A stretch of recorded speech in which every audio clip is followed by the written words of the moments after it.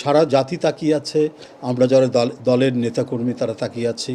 সরকারের প্রধান যিনি, তিনি বিএনপির ভারপ্রাপ্ত চেয়ারম্যানের সাথে সেখানে বৈঠক হবে।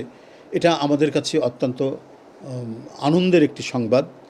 আমরা সেদিকে চেয়ে আছি আপনাদের মতো, এবং আমার বিশ্বাস এই বৈঠকটি হবে ঐতিহাসিক বৈঠক।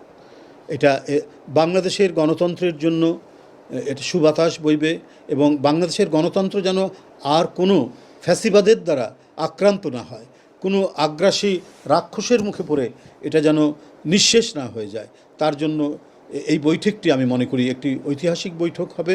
এবং এটি মানে এ দেশ এবং জাতির জন্য একটি মঙ্গলজনক বৈঠক হবে। দেশ, জাতি এবং দুর্ভাগা গণতন্ত্রের জন্য এটি একটি মঙ্গলজনক বৈঠক হবে, যে আমাদের গণতন্ত্রকে চিরস্থায়ী করা, এটাকে শক্তিশালী করা, এবং সর্বোপরি